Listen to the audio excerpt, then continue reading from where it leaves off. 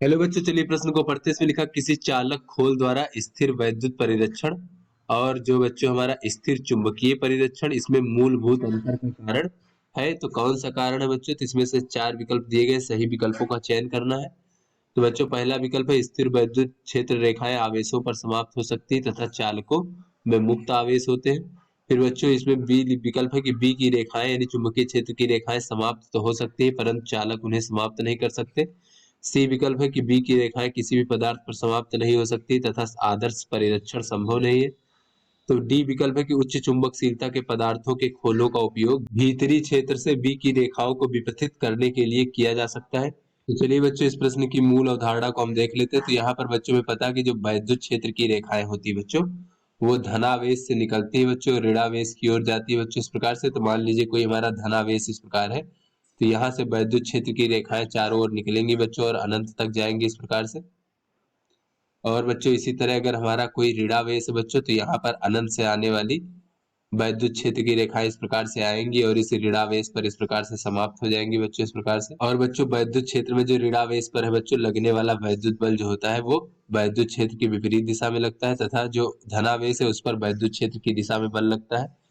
उसके बाद बच्चों हम चुंबकीय क्षेत्र की रेखाएं देख लेते हैं बच्चों। तो इस प्रकार से चुंबकीय क्षेत्र की रेखाएं जो होती हैं वो उत्तरी ध्रुव से यानी एन ध्रुव से निकल करके बच्चों एस ध्रुव में जाती है बच्चों इस प्रकार से। तो बच्चों ये किसी भी ध्रुव पर समाप्त नहीं होती, एन से निकल करके अगर एस पर इस प्रकार से जाती है तो पुनः एस से अंदर होते हुए बच्चों इस प्रकार से एन में आती है इस प्रकार से। तो ये हमारी बच्चों इस प्रकार से चुंबकीय बल रेखाएं होती है बच्चों इस प्रकार से।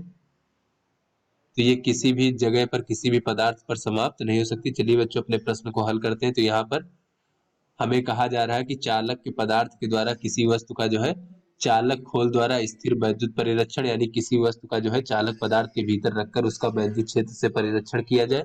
और जो हमारा स्थिर चुंबकीय परिरक्षण है, इन दोनों में मूलभूत अंतर का कारण क्या है?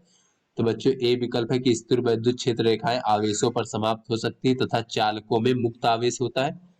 तो बच्चों जैसा कि हमने देखा कि जो हमारी वैद्युत बल रेखाएं होती है वो आवेशों पर समाप्त हो सकती है बच्चों, और चालक में हमारा मुक्त आवेश होता है बच्चों, मुक्त इलेक्ट्रॉन होता है। तो यहाँ पर बच्चों मान लीजिए कि कोई हमारा वैद्युत क्षेत्र रेखाएं इस प्रकार से बच्चों यहाँ पर वैद्युत क्षेत्र हो, तो बच्चों वैद्युत क्षेत्र जो है चालक पदार्थ के भीतर नहीं जा सकता बच्चों। यहाँ पर क्यों नहीं जा सकता, अभी हम इसका कारण समझेंगे बच्चों इस प्रकार से। तो यहाँ पर बच्चों अगर हम देखें इस प्रकार से वैद्युत बल रेखाएं हैं बच्चों, तो जब वैद्युत क्षेत्र में जो है बच्चों यहाँ पर चालक पदार्थ में जो है ऋणावेश इस तरफ एकत्रित हो जाता है बच्चों इस प्रकार से और धनावेश इस तरफ, क्योंकि बच्चों ऋणावेश पर वैद्युत क्षेत्र के विपरीत बल लगता है और धनावेश पर वैद्युत क्षेत्र की दिशा में।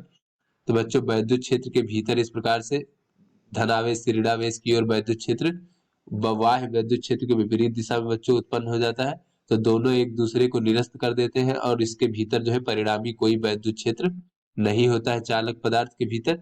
तो इस प्रकार से बच्चों चालक खोल के भीतर जो है यहाँ पर परिरक्षण किया जा सकता है बच्चों किसी वस्तु का वैद्युत क्षेत्र से। तो यहाँ पर बच्चों अगर हम देखें तो इसमें कहा जा रहा है कि स्थिर वैद्युत क्षेत्र रेखाएं आवेशों पर समाप्त हो जाती है बच्चों, तो ये बात सही है। तथा चालकों में मुक्त आवेश होता है बच्चों, तो चालकों में मुक्त आवेश होता है, इसीलिए इस प्रकार से बच्चों यहाँ पर चालक के भीतर वैद्युत क्षेत्र नहीं होता है। तो अतः बच्चों ए विकल्प हमारा सही है। बी विकल्प देखते हैं तो इसमें लिखा है कि बी की रेखाएं समाप्त हो सकती है, यानी चुंबकीय क्षेत्र की रेखाएं समाप्त हो सकती है। तो यहाँ से बच्चों अगर हम देखें तो चुंबकीय क्षेत्र की रेखाएं ना तो एन ध्रुव पर ना ही एस ध्रुव पर समाप्त होती, बल्कि एन से होते हुए एस में जाती है बच्चों इस प्रकार से बाहरी में बाहर, और पदार्थ के भीतर एस से एन की ओर इस प्रकार से जा रही है बच्चों एक बंद लूप में। तो यहाँ पर ये कि समाप्त नहीं हो सकती है बच्चों, तो ये हमारा गलत है इस प्रकार से। सी विकल्प है कि बी की रेखाएं किसी भी पदार्थ पर समाप्त नहीं हो सकती बच्चों, तो ये सही है। तथा आदर्श परिरक्षण संभव नहीं है, तो इसीलिए बच्चों जो हमारा चुंबकीय क्षेत्र के द्वारा जो है बच्चों किसी भी वस्तु का आदर्श परिरक्षण संभव नहीं है, क्योंकि वो किसी भी पदार्थ पर समाप्त नहीं हो सकती बच्चों, ये भी हमारा सही है। फिर डी विकल्प है कि उच्च उच्च चुंबकशीलता के पदार्थों के खोलों का उपयोग भीतरी क्षेत्र से बी की रेखाओं को विकसित करने के लिए किया जा सकता है बच्चों। तो इस प्रकार से अगर हमारा कोई ऐसा पदार्थ का खोल है जिसकी चुंबकशीलता बहुत अधिक है, तो इसके भीतर कोई वस्तु अगर हम रखें बच्चों, तो ये खोल जो होगा बच्चों ये चुंबकीय बल रेखाओं को अपनी ओर खींच लेगा बच्चों इस प्रकार से। तो जिससे कि इसके भीतर चुंबकीय क्षेत्र को विपथित किया जा सकेगा, जिससे उसका परिरक्षण हो सकेगा बच्चों, तो ये भी हमारा सही है। तो इस प्रकार से ए सी और डी विकल्प हमारे सही है। तो आशा करते हैं आपको समझ में आ गया होगा। धन्यवाद।